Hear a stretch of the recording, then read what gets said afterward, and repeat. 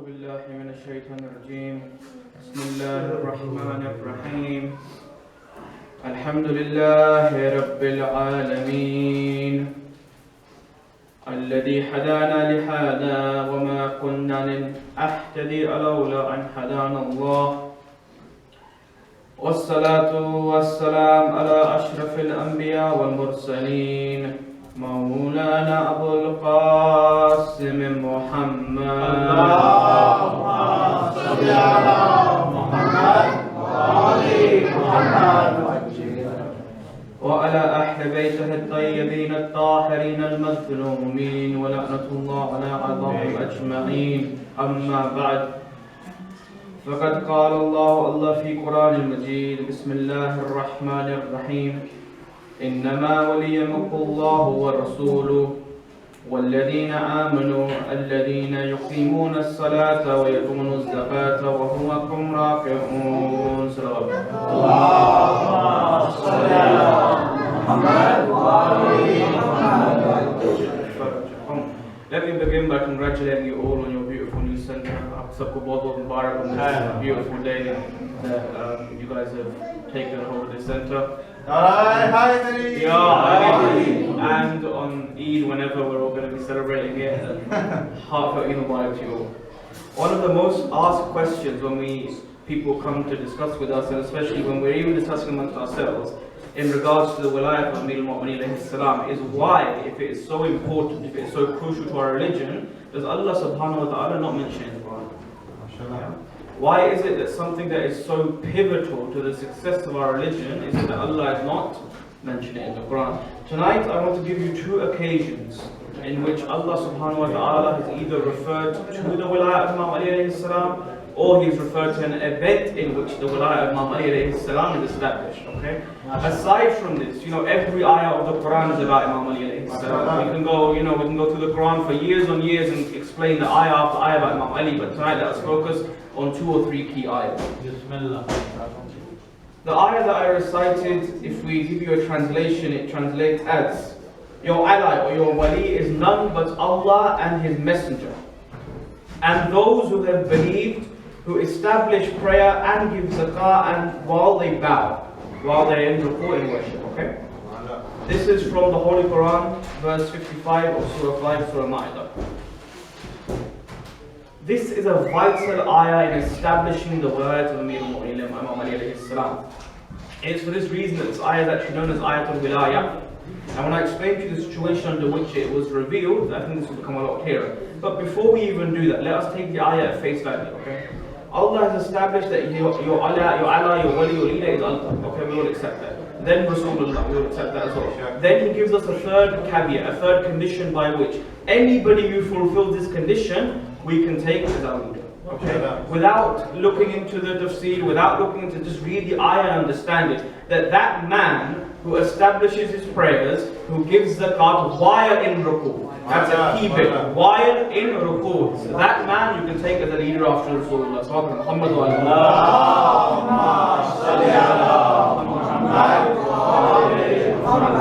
Come now to the 9th year after Hijrah.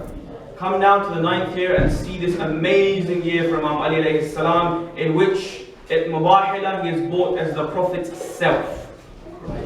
He is tasked with taking various ayahs of the Quran to the Makkah.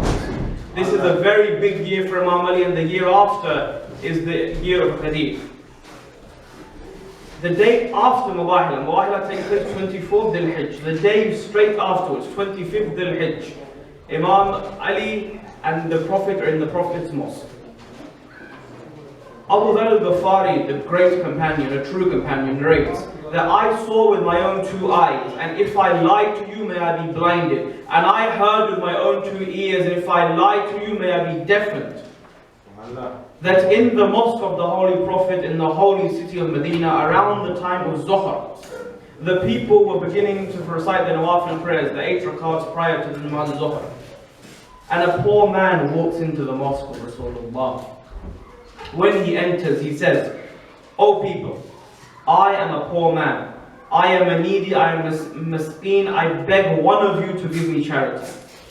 Abu Dharr narrates that not a single person paid any attention, and the poor man continues, But this time he turns towards Allah and raises his hands and says, Ya Allah, bear witness, I have come to the mosque of your Prophet and I have prayed to the people to give me some charity, and no one has given me anything. Ya Allah, I beg you to answer my prayers for some charity.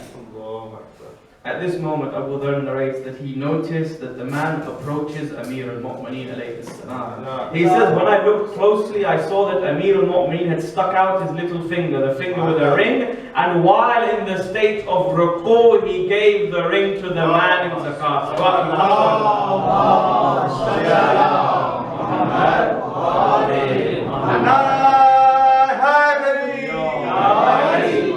That isn't clear enough for you. Let's continue looking at the narration. After this, already the ayah has been complete, but nonetheless, after this, Rasulullah raises his hand and he says, Ya Allah, O Allah, as Musa said to you, expand my breast and make my affairs easy for me and loosen my tongue and make for me a successor from my family. Harun is my brother, let him take part in my affairs. Then, O Allah, I am your Prophet Rasulullah, and I ask you at this moment, he recites the same dua and then he finishes with, Ya Allah, make Ali my successor and let him take a part in my affairs.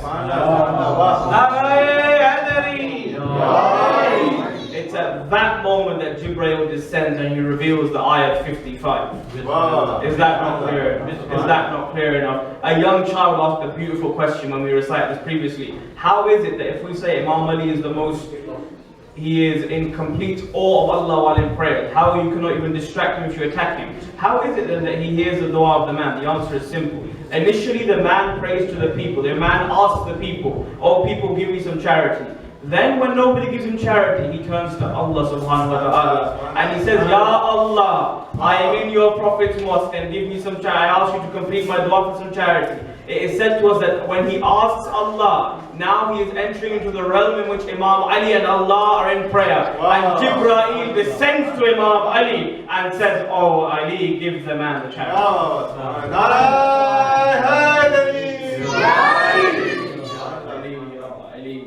That's one of them. Let's look at one more briefly and then we'll finish. In case any doubt is left in your mind, we'll look at the event of Al-Ghadeer. One of the most clearest proofs of Willayah coming from the holy mouth of Rasulullah. The event in which he gathers all the people. He removes the saddles from the camels and the bags to form a pulpit. He ascends and at the peak of his speech, he raises the hand of Imam Ali alayhi salam and recites, Man kuntum mawlahu fahada aliyun mawlahu. Many people attack this event. Many people claim we the Shia have made it something that it wasn't. Let us rip apart some of these before we finish. Firstly, people say that all Rasulullah was doing is declaring that Ali is your friend.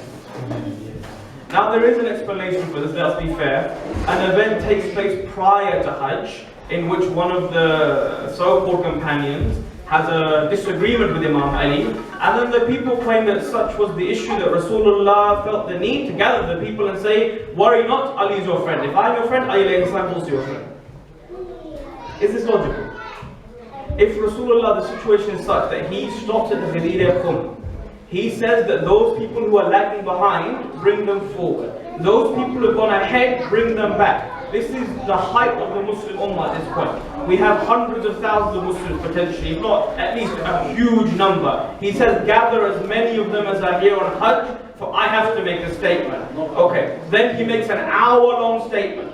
Does it take him an hour to say Ali is your friend? Ali, up to you to decide. He makes an hour-long statement, and during this statement, he reaches this pinnacle at which he says, Man kuntu mawla. Okay, what happens next? An hour-long statement is given, the people are ascended. Next, Rasulullah says, now wait for 3 days. Stay here for 3 days and pay allegiance to Ameer al-Momineen alayhi salam. Are we paying allegiance that Ali is our friend, Ya Rasulullah? No. For one of the companions, or one of the biggest names that has been ascribed to a companion, comes and says, Bakhin, Bakhin, Yabna Ali. Oh Ali, congratulations, today you are my leader and the leader of all men and women.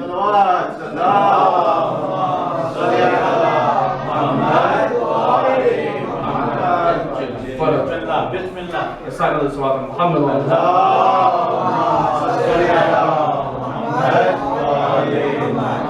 The secondary issue, briefly. The word Mawla has many meanings, we accept that. Potentially more than 20, some say more than 70. Fair enough, we accept that. However, again, Rasulullah may be preempting that the hate of the people was such that they will hear the words being emitted from his mouth and find any reason to remove the position Allah bestowed upon Imam Ali. So what does Rasulullah do? He preempts this. He answers the question before they can even ask it. But a few lines before, he says, Alastu awla bikum. Who are your Lord? Who is your leader? And when the people answer, you and Allah. And then he says, Man kuntu mawlahu fahada aliyyun mawla. He has used a derivative that is very clear. Who are your lords? Who are your leaders? And then he declares, so from today, not even from today, from Dawat al-Ashira, but nonetheless, once again, today we declare to you that this is, Ali is your leader after me. Allah subhanahu wa ta'ala mentions this in the Quran when he says, O messenger, deliver what has been revealed to you from your Lord. And if you do not, then you have not delivered his message, and Allah will protect you from the people. Surely Allah does not guide the unbelieving people. Allah is mentioning some amazing things in the Quran.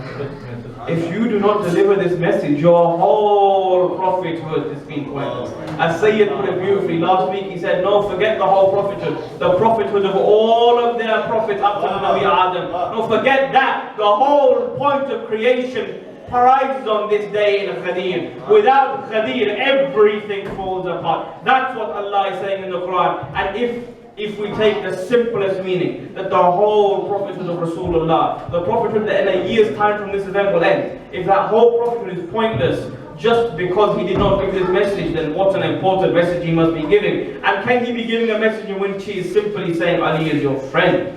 No way. Hasan, thank you.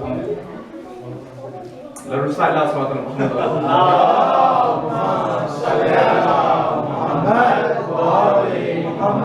Secondary issue. Why does Allah say, I will protect you from the people around you? The whole Muslim Ummah who is on Hajj has been gathered. So who does Rasulullah need protecting from? And who is it that Allah says, I will not guide the unbelieving people? Surely they are friends. Surely they are companions. Or maybe that hate they have for Imam Ali is so deep that what they planned in Hudaybiyah, what they planned in the Treaty of Ridwan, where they said, if I had 10 other people, I would kill the Prophet here. Maybe Allah knew they will try it again in Ghadeer. Allah Akbar. What hatred people have for Imam Ali, that they would change his whole thing. And interestingly, and I'll start to wrap up here, interesting when you look into the Quran, my father was handed the Quran in Hajj, right? When we sat down and read through this Quran, they have changed the words of this ayah. Not in the Arabic. For some reason they feel the Arabic, of course we all accept that you can't change the Arabic of the Quran, but for them there seems to be no other boundaries, so it's surprising. But nonetheless, they have changed the English such that they've added a comma to make it that your leaders are those people who give zakat and do ruku. That's the extreme to which they want to remove the Willayah from Imam Ali alayhi salam. But nonetheless, Allah once again answers them in the Quran that on this day I perfected your religion and completed my favor upon you and have chosen Islam as a religion for you. The religion is incomplete without Ali. Ali is the religion and the religion is Ali. Islam is Ali and Ali is Islam. Muhammad is one and the same and Ali is one and the same. Yes, one is a prophet and one is an imam. But beyond that, on the Mahila, he takes him as himself. Whether the people remain with him or they leave him, he is the only one appointed by Allah subhanahu wa ta'ala. And whether the people love us or they hate us, we remain on the path of Imam Ali. For there is no sirat al-mustaqeen apart from the sirat of Ali alayhi salam. Let us finish by making a dua for all those people, especially in our home country of Pakistan, who are attacked for their cries out of Ya Ali. Never forget, if anybody ever comes to you and says this Ya Ali is outside of the religion, tell them, but it is the very sunnah of Rasulullah. When everybody runs from the battlefield and some run as far as the sea, he cries out, Ya Ali. When in Khaybar, when he wants to complete that battle, what does he do? He turns towards Medina and recites, Nadi Ali and Ya Madhal al-Ajaib. تجده أونا لك في النوائب كل هم وغم سينجلي بعظمتك يا الله بنبوتك يا Muhammad. Together 3 times in your loudest voices. بولايتك علي علي علي. Thank you very much. Alhamdulillah.